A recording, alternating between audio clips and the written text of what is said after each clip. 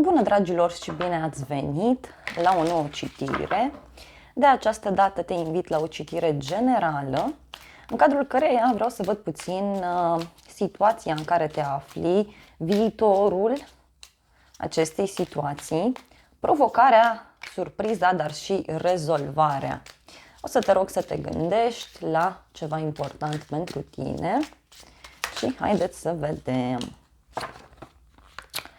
Bun, în momentul de față, văd aici că te pregătești pentru un drum. Uite, 8-ul de bâte și cu 6 de spade împreună vorbesc despre o schimbare pentru care tu te pregătești. Vrei să lași în urmă niște vorbe dureroase, vrei să lași în urmă ceva ce te-a dezamăgit și văd aici un succes. Văd foarte multe vești bune și ceva ce se întâmplă extrem de rapid în viața ta. Treci printr-o perioadă în care totul se desfășoară cu o foarte mare viteză. Văd aici că ai de ales între două opțiuni sau ești într-o situație în care este nevoie să te ocupi de două locuri de muncă, două case, două activități. Însă văd aici că tu ai o intuiție foarte, foarte mare în momentul de față. Poate aștepți pe cineva de la drum sau te pregătești să faci o călătorie undeva anume. Asul de cupe vine pentru tine cu un nou început. O veste de pace, o veste liniștitoare, frumoasă. Aici văd că tu primești un răspuns pozitiv în legătură cu o schimbare, în legătură cu o mutare.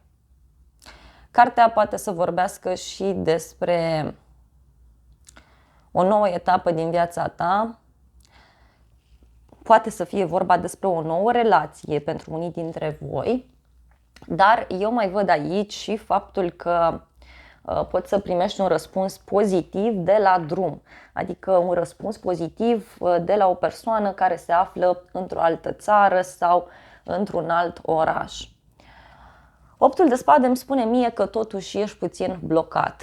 Sfatul aici ar fi să îți asculți inima, să nu lași acest blocaj să te domine.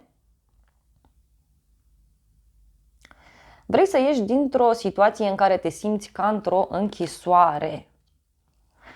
Unii văd că în momentul de față sunteți foarte mult blocați pe ideea de schimbare, deci nu vedeți altceva în jurul vostru decât schimbare. Cum vedeți ceva nou, cum vedeți ceva ce se apropie de inima voastră, imediat mergeți spre acel loc, imediat contactați acea persoană și așa mai departe.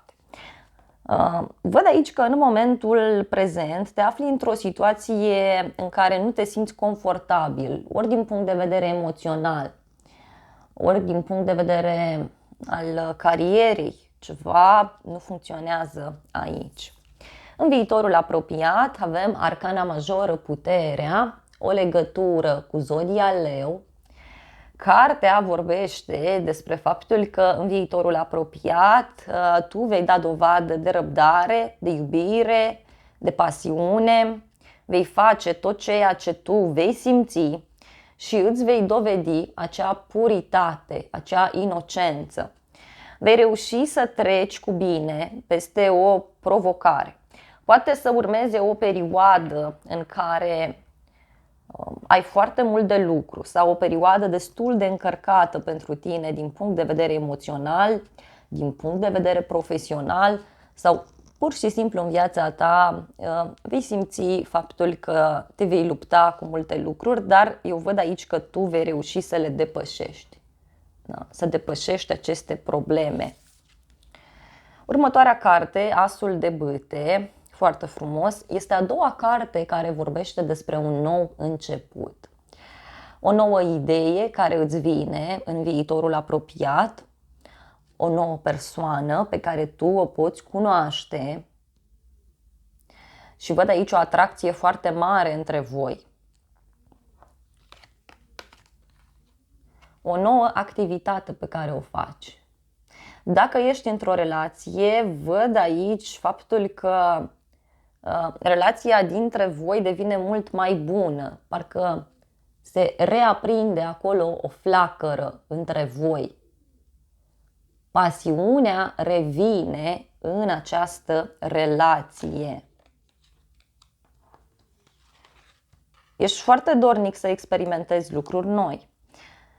Apoi avem un rege de cupe, o legătură cu o zodie de apă, Rac, Scorpion, Pești, dar nu este neapărat nevoie să ai legătură cu aceste zodii. O persoană foarte blândă, foarte dulce, iubitoare, este cineva care a suferit în trecut.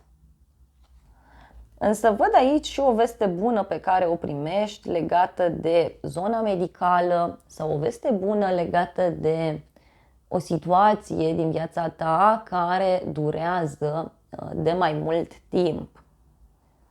Dacă ești o persoană singură, este foarte clar aici că vei cunoaște o nouă persoană, cineva care este foarte emoțional, o persoană sensibilă, care te va ajuta, care te va ghida și care te va echilibra foarte mult pe tine. Hai să vedem provocarea din momentul de față. Este Cavalerul de Spade. Provocarea pentru tine este legată de faptul că te grăbești într-o anumită activitate sau provocarea poate să țină de un mediu stresant în care tu trăiești în momentul de față. Certurile pot fi o provocare pentru tine în momentul în care asculți citirea. Se întâmplă lucruri neașteptate, așa cum am spus, lucruri care merg foarte, foarte rapid și asupra cărora nu prea ai control. Să vedem soluția pentru tine. Soluția este Regina de Spade. Văd aici o legătură cu o zodie de aer, Gemeni, Balanță, Vărsător. Poate o astfel de persoană te-ar putea ajuta, însă Regina de Spade vorbește despre acel moment în care este nevoie să te respecti. Este nevoie să spui ordine în minte, în gânduri, în viața ta. Și mai mult decât atât, este nevoie să te organizezi foarte bine. Simt aici că este cazul să te respecti ceva mai mult și să nu te mai lași influențat de această situație sau de persoanele din jurul tău. O soluție poate să vină printr-o instituție publică sau o soluție, uite aici, poate să vină printr-o persoană cu uniformă. Să vedem surpriza pentru tine și aici avem un 9 de cupe. Surpriza este că totul va fi bine în cadrul acestei relații, la locul de muncă. Cei care vă căutați un loc de muncă sau cei care așteptați un răspuns în legătură cu o avansare sau chiar cu găsirea unui loc de muncă, răspunsul este pozitiv și vei rămâne foarte surprins.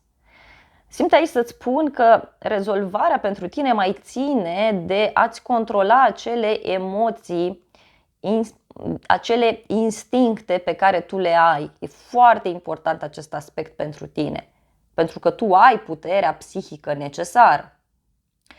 9 de cupe vine cu o bucurie, cu o mulțumire, o împlinire, la care tu nici măcar nu te aștepți. Surpriza deci ține de o bucurie foarte, foarte mare. Să vedem Arhanghelul Gabriel ce sfat îți oferă pentru această situație.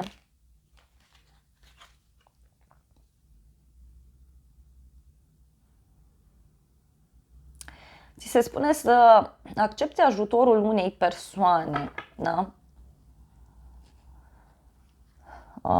Și de asemenea ți se spune să-ți folosești această sensibilitate uriașă pe care o ai față de o persoană, față de o situație, această sensibilitate pe care tu o ai în general în viața ta, tocmai pentru a crea lucruri. pentru a fi inspirat în acțiunile pe care le faci. Deci nu trebuie să te lași dominat aici doar de emoții, doar de partea ta sentimentală. Este foarte important acest aspect. Bun, să vedem puțin și un mesaj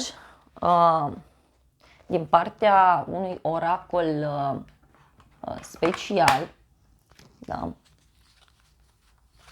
Vreau să văd aici în cât timp se vor întâmpla aceste lucruri sau ce vrea să-ți transmită oracolul.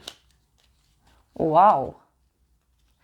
Ți se spune că ceva se rezolvă undeva în apropierea zilei tale de naștere. Dar pentru unii simt aici să transmit că este vorba despre ziua de naștere a unei persoane extrem de apropiate de tine. Uite, spune că timpul va sosi în câteva zile. Deci din momentul în care tu vizionezi această filmare.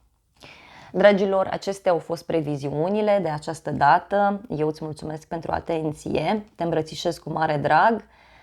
Dacă dorești, te aștept și la o altă citire, tot de pe acest canal, tot citiri generale sau citiri în variante de răspuns, iar dacă tu dorești, te aștept și la previziunile pe zodii de pe celălalt canal de YouTube. De asemenea, nu uita să te abonezi canalului, să apeși clopoțelul, apasă butonul de like, funcții gratuite pentru toți și să ne revedem cu bine și data viitoare. Îți doresc să ai parte de o zi sau de o seară cât mai frumoasă.